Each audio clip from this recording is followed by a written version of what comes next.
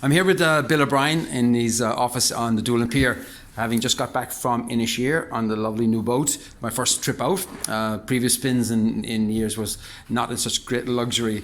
We talked to Bill about the new boat and what makes it different than maybe the boats he's had in the past. So, how you doing, Bill? Hi, things? how are you? Good. Thanks. Talk to us about that lovely new boat, because I've had my first experience. Yeah, it's very good now.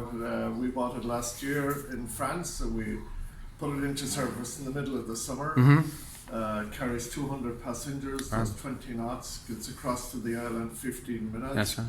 Has electronic stabilizers, very good for the cliff tour. Yes, absolutely. Yeah, we're just talking about that. The seas are kind of bouncy at the moment there, but then but it doesn't affect that boat. People really enjoy it. Right. Never saw anybody.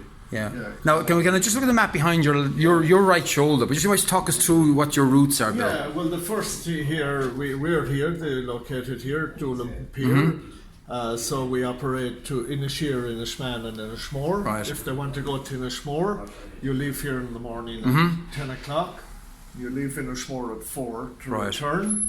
If you want to go to Inishman, leave at 10 and 4:15 back off of it. I see you've got your estimated times up there as well on the thing on top there. This is an old one. Yeah. Now we need to put that down.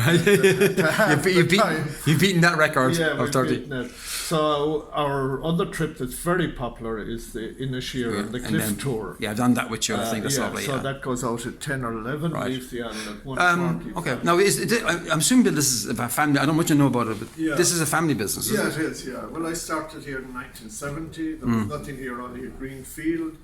Very small pier. We had to use transshipment. Now we have a new pier, and it's completely changed. Now a lot of people say to me, "What's the biggest change I've seen in the last 40 years?" I always say to them, when I look in the mirror in the morning, yes, it's the biggest change. You're getting younger, are you? But having said that, it is really has transformed. Like when I started here, all I had was a currach and I understand that now. I picked that story up today, Bill. Just sorry to cut you. I was out in here today, and I was up in the tea house and with Michal. Yes. And Michal was telling me about some of your connection to the island. Yeah. So at that time, you'd maybe bring 3 or 4 of the currach and a 3-man currach, and it was 10 shillings a day. But that time I could make maybe 30 or 40 pounds a day when the average wage was £3 a week. Oh, right. But we had a party every night. That's the piece I heard out. It didn't last long. I think we won't be covering that here on this occasion. We'll have to have that a whole separate thing. But Michal was sharing me some of that. But I had a number of vessels over the years. I think Doolin Express is by far the finest. I was out at the Cork Festival actually last year for the first time. So I'm involved in rowing, and rowing was my sport actually until I left college. But they've offered me a seat in one of the currachs this year. So I'd love to have a go. It's a very good craft. If you put a currach out in the sea in a storm. And just let it off, it would come ashore somewhere. There's many boats that could do that. Yeah, it's an incredible design. I mean, the boats we would row are narrow, much narrower boats than that. Yeah, they're made of canvas and lats, and they're very light construction. Right. So it's like a tin in the water there. That's correct. Yes, right. They're kind of a banana shape, isn't it? They're lifted. Well, that was mainly for going out off of the beaches. You had to put them out of sand because of being canvas, otherwise you'd cut the canvas on the stone. And the raised bow was, particularly in Inisheer with northeast wind, you had to row out against big waves. And going out there, I did it myself, you have to be, the 3 men in the currach have to know what they're doing, because if you miss a beat and the man in the bow lifts the out of the boat. You're in trouble. So are your days in the currach over, or are you? As a novelty, I'd like to go back, but not for too long. I come up to the festival and we just I got a spin the night before the races started.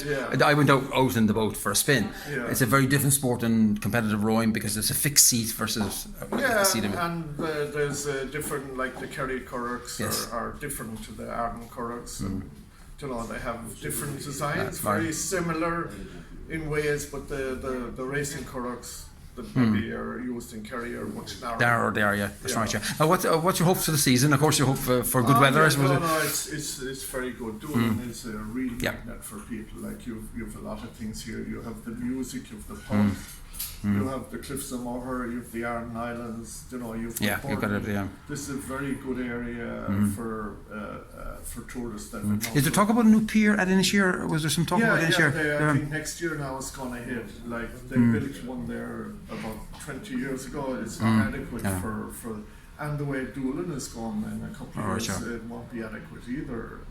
Because the boats are getting bigger and there's more people coming. I think I'm off to Inishturk actually next week for 4 or 5 days. But islands like that, middle islands again between Clare and Boffin, a bit like Man, don't tend to get the traffic as much as the others. But sometimes people have an idea that maybe tourism is bad for an island. But I can tell you that when I went out to the islands first in 1970. Very few people on Inisheer. Now the population has nearly doubled, and that's great. On Inishmore, so tourists come and go, and they provide an income for people. People I brought out, married people on the island, they set up a new community, new blood there, and I think it's a thriving. So you're another matchmaker then? Well, I thought there was only one. Maybe some of them would love me for the ones I ran out, but some of them will never forgive you. will never forgive me. They forgot to get back on the boat or something. All right, well that's great. We're coming into the end of my little film clip here. Well, thank you very much. Maybe we'll catch you again in the middle of summer, see how things are going and so on. Thanks a lot, Bill. Okay, thank you. Bye.